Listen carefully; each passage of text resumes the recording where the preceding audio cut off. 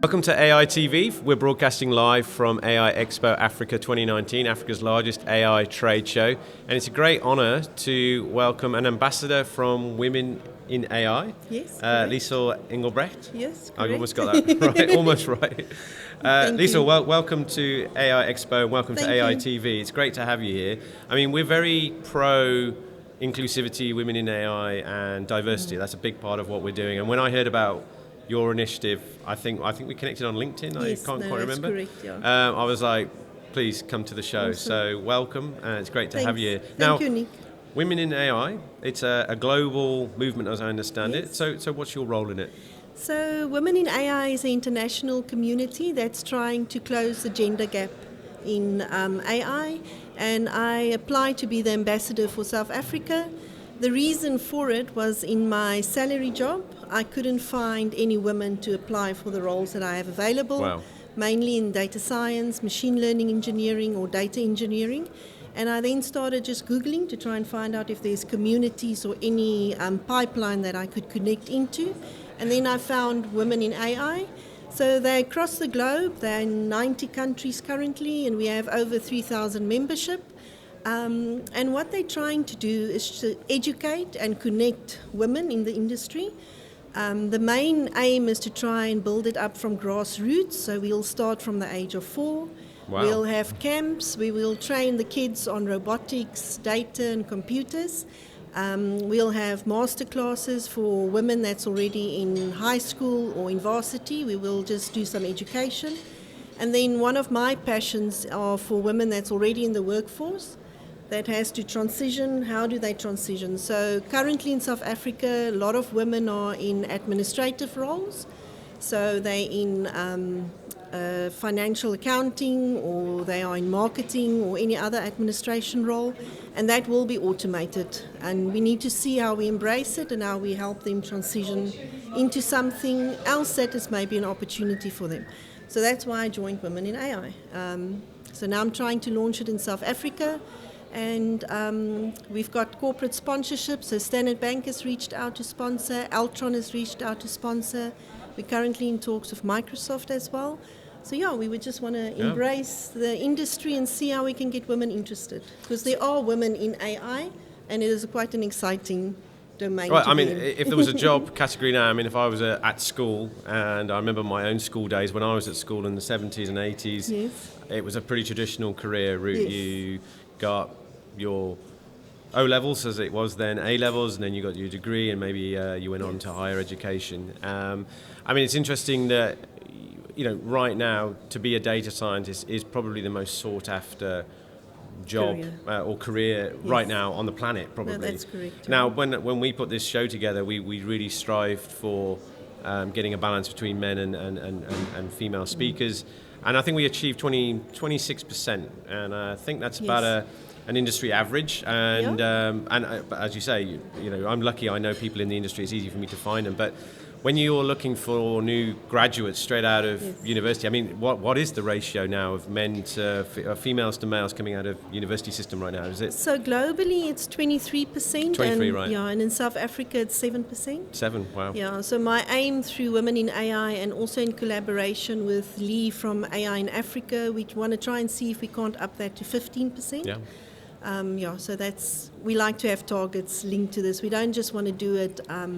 One of my concerns is with this whole new hype is that we'll come in like a tornado, create chaos, and then we leave. Yeah. And we don't have a sustainable framework to support the women in this journey. So I really want to set some targets. So it's 15% that we want to increase. And then we also want to connect the women to corporates, so that they can see that there's a pipeline, see what it's really like in the real world to work in this industry.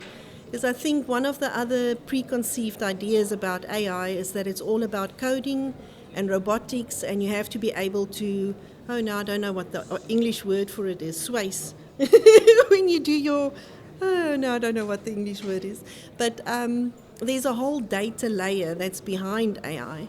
And if you don't have the aptitude for computers or robotics, that is also an industry you can go into. I mean, I even mentioned it in one of my talks. I mean, I think the IDC said that by 2025 there will be 275 zettabytes of data. Yes. And all that data needs to be labelled, it needs to be classified, Yes. it needs to be put into a format that can be digested by computers, by a model, Yes. etc. So I think there is a skill set that's going to emerge where, it's not just about coding. Yes, no, People it's need all data you need people to think creatively about solutions and solutions design. You need people to think creatively about what can you do with data. That's correct. Yes. So I think there's a whole new category of jobs. I started out as a chemist, so this was a long time ago, right? Yes. So I transitioned into this space, and I was in the analytical part of chemistry, so analytical sciences. Now that was very female dominated. There was a lot of precision and detail, and it was very numerical.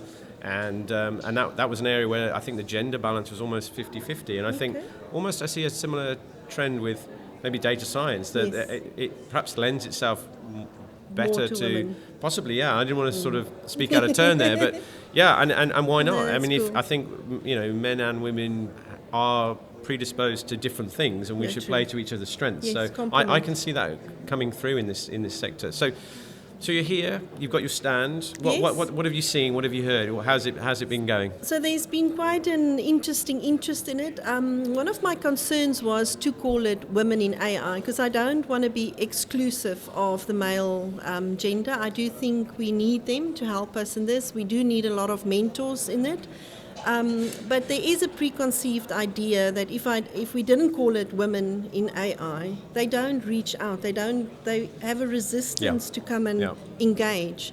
So just having the Women in AI, we've had a lot of interest from the students. We had a lot of interest of women teachers. There's quite a few teachers that's quite concerned that robots will take over from them.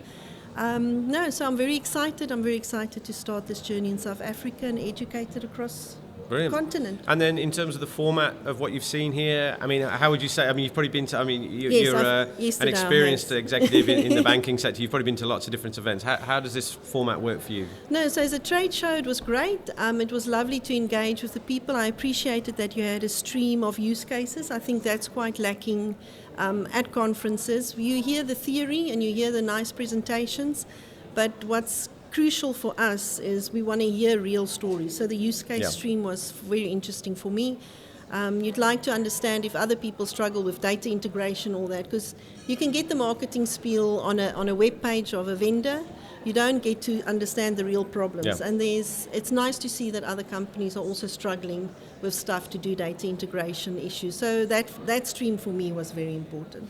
Now, I mean, obviously not really focusing on your day job, but as an executive who perhaps sees vendors and solutions coming into your company, I mean, must be a very overwhelming, confusing time for large companies transitioning into this space. Have you got any advice to give to fellow execs looking at solutions, ways to approach it? So my personal opinion is to be very pragmatic.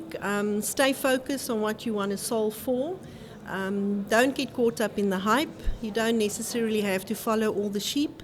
Find what your core is, what the problem is that you really want to solve, and just stick to that core. Brilliant. Don't get caught up in the marketing hype. Now, just to wrap up, I mean, if any of our listeners and viewers out there are thinking about getting involved in your community, how can they find you? So we present on www.womeninai.co. We're also on Instagram and we're on LinkedIn, so they can connect via that. Brilliant. Well, awesome. Thanks very much for joining us, and wish you all the best with the community and how it grows. Awesome. And if we can help that grow, we'll obviously help you as well. Appreciate it. Thank you. Thanks. Thank you.